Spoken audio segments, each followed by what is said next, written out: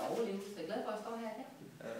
Men lige inden jeg væltede, der har jeg faktisk gået min cykel lidt smart, fordi jeg har gået tæt på i lang tid, at jeg havde en idé om, at jeg ville skulle bruge min bagagebærer af min cykel.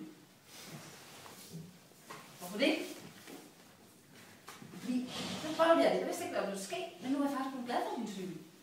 Jeg føler, wow, sej cykel. Jeg begyndte at køre den ind i skuret. Nu er jeg begyndt at holde af den. Det er alligevel utroligt, at der ikke skulle mere til at bare blive bagagebærer. Folk siger, nej, vi har da fornyet cykel. Den er 3 år gammel. Det er alligevel utroligt. Yes. Så det jeg vil, og jeg hedder Birgit her, det er, at jeg vil simpelthen skabe et sted, hvor idéer, de får lov til at vokse, og hvor man gør noget ved dem. I har sikkert også prøvet det der med at have haft en idé og tænkt, ej, det skal jeg prøve en gang. Ej, bare det var mig. Det vil jeg også gøre. Det skulle allerede blive til noget. Sådan har jeg nemlig også haft det mange gange. Rigtig mange i mit liv. Og det er så nu. Nu skal det sgu være. Og det skal være, så tænker jeg, hvordan skal det så være? Og der har jeg faktisk også brug for dig, hvad jeg siger. Fordi det der med idé, det er sådan en mærkelig masse. Det er ikke sådan noget håndgribeligt noget, man kan fange. Men man kan godt fange det, hvis man er sammen med de rigtige mennesker. Men hvor er de rigtige mennesker henne? Og jeg har brug for dem. Det kan være rigtig, rigtig svært. Det kan være, at jeg går med en idé om et eller andet, der går og irriterer mig i dagligdagen. Hvor fanden er der ikke nogen, der har opfundet det? Eller det kan være, hvorfor har jeg ikke nogen at gå ud sammen med? Det kan være mange ting. Hvorfor er der ikke bare lige en lille bitte hyggelig sted her i nærheden, hvor jeg bor, hvor jeg har lyst til at sidde og hænge ud med nogle af mine venner på den måde, jeg har lyst til. Sådan er der mange ting, og sådan kan jeg blive lidt. Men det er der en grund til. Så tænkte jeg, det vil jeg gøre noget ved. Så jeg startede en datingside, der hedder simpelthen iddating.dk. Det lyder meget fint, ikke? Så tænkte jeg, er det noget med loverboy? Det kan godt være, men det vil ikke lige i den her scene, men hvor partner kan mødes, det vil sige sparringspartner, til at få sine idéer udviklet. Det kan være, at man har nogle problemer med nogle ting, som man gerne vil have nogen skal udvikle. Det kunne også være. Det kan være, at man kan bidrage med nogle materialer, der kan hjælpe de der mennesker, som ikke ved, at de har brug for de materialer. Fordi mange gange, hvis der står nogle ting foran en, så kan man faktisk godt få gode idéer af det. Så i dag har jeg taget noget med til jer. Det er Tulle Bolte. Får lige sådan en her. Det gør ikke noget, det gør ikke grine. Det er mig.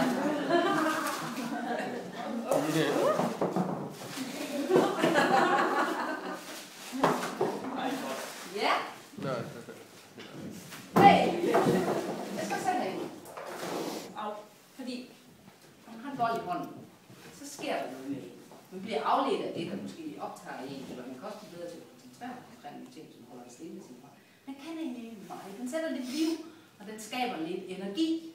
Og det vi skal have fat i her, det er energi. Og min datingside, den kan simpelthen, idé-datingside, den kan skabe energi. Energi, det er nemlig, når mennesker mødes, og mennesker, så opstår der en energi, og hvor idéer, de kan måske godt opfyldes. Det er sådan, at idéer, de har det ligesom små bobler her.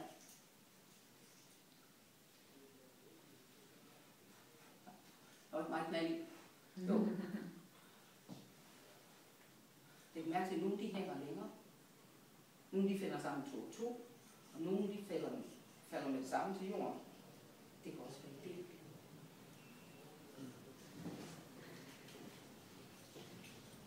Idéer, de blomster.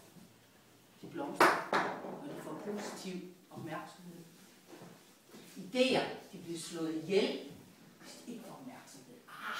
Kan du da lade sig gøre? Har du tænkt over? Det er sådan noget moderne pjat.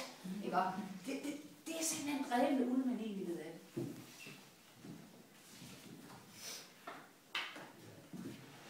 Idéer.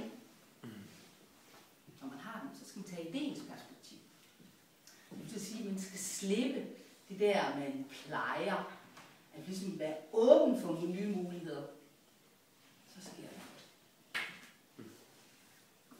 Idéer, så bliver de født, og det bliver formgivet. Det bliver til noget. Det bliver til håndgribeligt. Det er ikke kun noget, man har inde i hovedet. Det er noget, man har i munden. Vi har så meget i munden. Den verden, vi lever i. Vi skal have det meget mere i vores krop. Vi skal have det meget mere i vores hænder. Så laver nogle prototyper. Jeg er ikke sikker, om man kan det. Men på idé-dating-siden. Det kan du måske lige finde. Det går, at du har idéen. Du mangler måske en håndværker. Han sidder måske og venter i den anden ende. Det er simpelthen Lars Larsen. Ja, ikke ham, som vi tænker på. Han var egentlig også før sin tid, kan man sige. Det er en anden snak. Men det er simpelthen en tidligere pensioneret tømmer. Han kan bare sit håndværk, han kan sit kram. Han kan hjælpe dig videre med din idé. Men han sidder i den anden ende af landet, og du sidder måske her. Men på siden, det har du mulighed for, at I kan mødes, og måske udvikle en ting sammen, måske starte noget op. Det der med, når man arbejder med ting, som man gerne vil, så sker der også noget med en. Fordi man tænker ikke på, at man arbejder. Man leger faktisk. Man leger med tingene, og når man leger med tingene, så har man det sjovt. Og når man har det sjovt, så bliver man endnu bedre. Man ved nemlig ikke, at det man laver, det går hen og bliver måske en fantastisk opfindelse, eller en fantastisk ting, som alle vil have. Måske er det det. Eller en fantastisk ting til det sociale liv. Man skaber måske et rum i byen, hvor det bliver attraktivt at gå. Det kan være en park, det kan være alt muligt andet. Det kan være en bænk, man udvikler, som ikke bare er lige. Så kan man sidde på række. Hvorfor skal man altid sidde på række? Hvorfor sidder man ikke sammen med hud? Det er bare en anden ting. Så man kan blive vågen, man kommer til at tænke anderledes, hvis man vender sin dag sådan lidt på hovedet, hvis man tænker, jamen, det kunne så ikke være sådan, som det er i dag.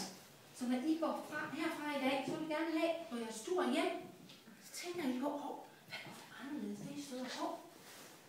For eksempel i toget, så fik jeg den idé der, hvor fanden skal man altid lave rundt på sin cykelhjem?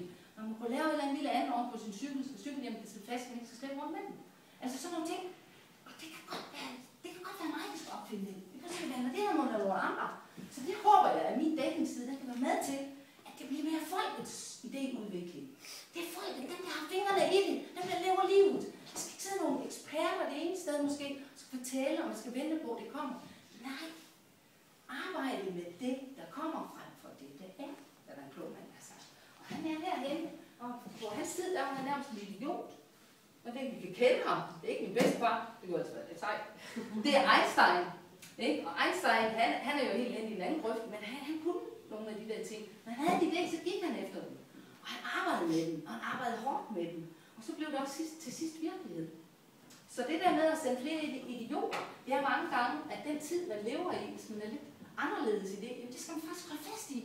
Faktisk det der er med til, at man kommer frem, og man er på rette spor. Så, hallo? Så hvad venter I på? Så klik lige ind på, der kunne jeg godt lige have brugt det er simpelthen idédating.dk, og så har jeg en lille konkurrence, som jeg gerne vil have, når jeg går herfra. Lige tager, det ligger et lille stykke papir, hvor jeg gerne vil have til at skrive, hvad skal det være inde i pære? Nu har jeg lavet spørgsmålstegn. Der kunne være mange ting. Så det bliver lige sådan en åben del til mig. Jeg kunne tage med fra. Jeg må gerne skrive på det lille kort. Hvad kunne det være? Det skulle være inde i pære. Nu har vi et papir der. En ting det er også, jeg tager lige en anden, den skal jeg ikke bruge.